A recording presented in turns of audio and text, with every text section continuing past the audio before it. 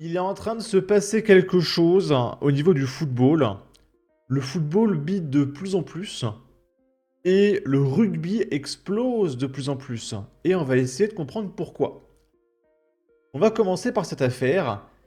Il y a un footballeur français, qui est français comme vous et moi, qui s'appelle Wissam Ben Yedder, qui a récemment été condamné pour pointage. Il a fait appel et il a été mis en examen pour pointage, tentative de pointage, etc. Et du coup, il préfère partir et signer en Iran. Alors pourquoi? Tout simplement parce qu'en Iran, c'est un pays musulman du genre l'Afghanistan, la Syrie, etc. Et là-bas, les femmes sont des biens de consommation. Hein, il peut choisir une femme en pleine rue, faire un peu ce qu'il veut. Donc voilà. Il quitte la France, hein, c'est un petit peu trop violent la France. Et en Iran, il pourra faire ce qu'il veut. Et lui, c'était un footballeur de l'équipe française. Ok? Et il y a un mec qui nous dit, il lui restait ça ou l'Afghanistan. Comment va-t-il pouvoir fuir en Iran, je veux dire, jouer en Iran, alors qu'il est mis en examen pour des faits criminels? Un mot intrus est glissé parmi ces quatre mots, saurez-vous le trouver? Wissam, Ben, français, Yedder. Le pointage est légal en Iran. Un bon choix pour assouvir ses pulsions. En Iran, l'auteur d'un pointage n'est pas puni, c'est la victime qui l'est. C'est sans doute la raison pour laquelle il part là-bas. Parce que oui, en Iran, si une femme se fait pointer, c'est elle qui est jugée coupable parce qu'on dit que elle a beaucoup trop été aguicheuse, c'est un petit peu de sa faute, elle s'est mal comportée. Et c'est à cause de son comportement qu'elle a attiré le regard des hommes. Voilà. On va regarder du coup l'article.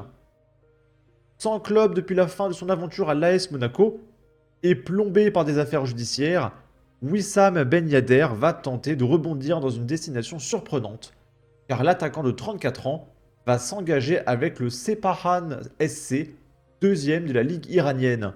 L'ancien joueur de Toulouse a été condamné en novembre dernier à 2 ans de prison avec sursis pour pointage dans un dossier lié à une soirée ayant eu lieu en septembre 2024. Le joueur a fait appel de cette condamnation et une nouvelle étape judiciaire devrait intervenir dans les prochains mois. L'ancien joueur de Séville est par ailleurs toujours mis en examen pour pointage et tentative de pointage dans une affaire qui remonte à l'été 2023. La fin de l'information judiciaire a été actée ce jeudi. Enfin, il devra également répondre le 21 mai prochain, lors d'un procès, des accusations de violence psychologique envers son épouse.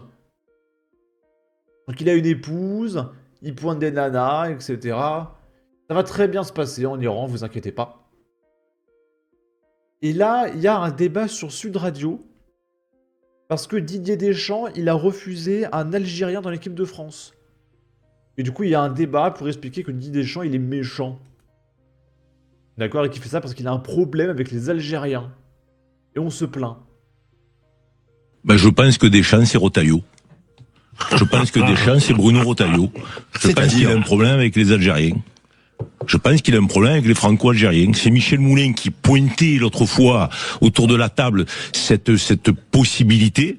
Il le disait, ben moi je vais reprendre le credo de Michel et je vais mettre les pieds dans le plat. Magnès Akliouche et Ryan Cherki, si tu les sélectionnes pas et que tu mets des gens qui sont en méforme, qui reviennent de blessure ou qui sont pas titulaires dans leur club indiscutable et qui rentrent en cours de jeu, c'est que tu as un problème avec ces garçons-là. Et qu'est-ce qui fait le point commun de ces garçons? Ce sont des Franco-Algériens. Mais moi, j'espère qu'ils vont choisir l'Algérie. Alors, on va pas tout regarder, ça me saoule déjà. Donc là, le mec, il est en train de nous dire que Didier Deschamps est raciste. L'équipe de France, c'est l'équipe du haut, là. Le sélectionneur qui fait cette équipe de France est raciste. Je sais pas. Apparemment, mais je comprends pas. Expliquez-moi. Il va falloir m'expliquer à un moment donné. Et en bas, on a l'équipe de France de rugby. Il y a une petite différence, mais je ne saurais pas trop dire laquelle. Hein, je vous laisse à vos théories complotistes en commentaire. Et voilà, il faut un débat pour expliquer que Didier Deschamps, il est méchant. D'accord? Là, on est en Ligue 1 de football. Le match entre Angers et Monaco a été interrompu à cause du Ramadan. une première en France malgré l'interdiction de la FFF qui contrôle la LFP. Et pareil, ce sont des faux musulmans. On va y revenir, parce qu'on va parler du voile dans les équipes de football féminines. Ces gens-là ne sont pas musulmans. Déjà, leur genou n'est pas couvert. Tu fais pas ta religion à moitié. Là, en fait, ils sont musulmans juste pour pouvoir se plaindre. Dire regardez, je suis victimisé, regardez, bonjour, je suis musulman, regardez, je fais le ramadan. Mais le mec ne pratique pas sa religion.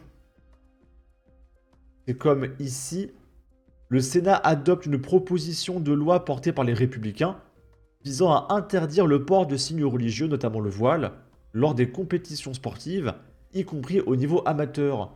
Le gouvernement soutient cette initiative. Et il y a Camille Abderrahmane qui nous disait « Le pays des droits de l'homme non musulman ». Ou encore ce mec qui nous dit « Comment interdire aux femmes musulmanes de pratiquer un sport et donc de les écarter de la société dans laquelle elles galèrent à s'insérer ?» Alors, ces femmes ne sont pas musulmanes. Est-ce que vous avez déjà vu des bonnes sœurs dans des équipes de football? Non. Pourquoi? Parce que le voile le porte par pudeur. Donc tu ne peux pas porter le voile et t'afficher à la télévision devant des millions de téléspectateurs, y compris des hommes. Ça n'a aucun sens. Elles ne sont pas musulmanes, elles sont juste là pour se plaindre, pour faire à moitié de la propagande, dire « Regardez, bonjour, je suis musulmane, regardez, vous avez vu, oh, je suis musulmane ». Elle ne pratique pas sa religion. C'est pas possible.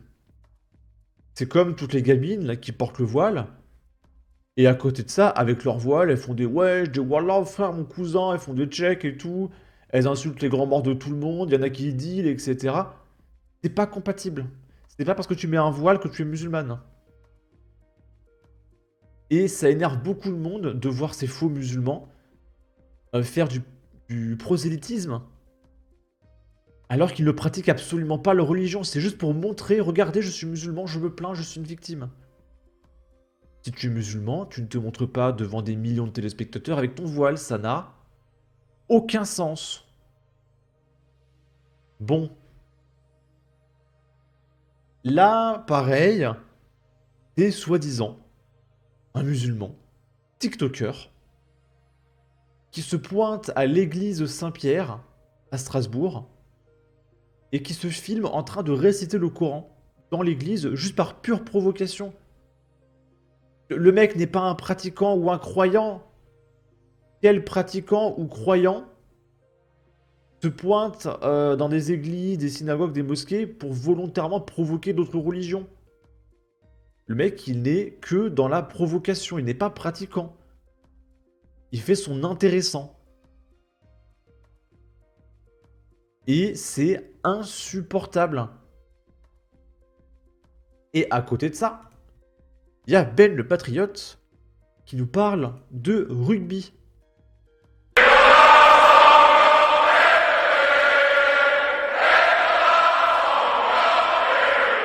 Est-ce que les supporters de rugby, c'est pas les meilleurs patriotes de France? On l'entend juste au son que ces gens-là aiment la France, qu'ils l'ont dans les tripes, tu vois. C'est là que ça se joue. Il n'y a pas un autre sport en France où les supporters sont unanimes.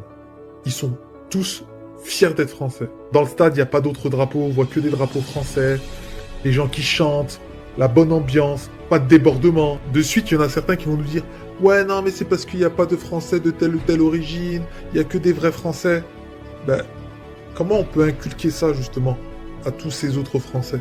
Comment on peut inculquer ces valeurs-là, qui sont belles, sans toujours ramener un autre drapeau, d'autres origines? Non, que la France. C'est nous, on est Français, on est fiers. Comment on peut faire? Mais bravo en tout ça, parce que cette ambiance, elle est extraordinaire. Aimer la France, c'est peut-être tout simplement l'exemple qu'ont donné tous ces supporters de rugby, et je vous dis chapeau les amis. La différence, c'est qu'au rugby, les mecs, ils sont là pour regarder du rugby, alors qu'au football, les mecs, ils sont là pour dire « Regardez, je suis musulman, je romps le jeûne du ramadan, et après, je vais aller dealer et pointer des nanas. » Bah non, en fait. Toi, vous êtes pratiquant, toi, vous l'êtes pas. Et tu dis pas « Oh, voilà, Allah, je suis tellement pratiquant. » Et après, le mec, il va pointer des nanas, aller en Iran, etc. Non. Arrêtez. Et puis la différence, c'est qu'au rugby, il n'y a pas de polémique de merde. Hein, quand il y a l'entraîneur du rugby qui décide de ne pas choisir un mec, de ne pas le sélectionner, il n'y a pas des reportages de plusieurs minutes sur Sud Radio pour dire que le sélectionneur, il est raciste. Il y en a marre en fait des polémiques sur le football dont tout le monde se fout. Bon, sur ce, n'hésitez pas à donner votre avis, votre opinion, à partager, liker, commenter, ça aidera au référencement de la vidéo sur YouTube. Abonnez-vous, suivez-moi sur Twitter. Prenez soin de vous, salut!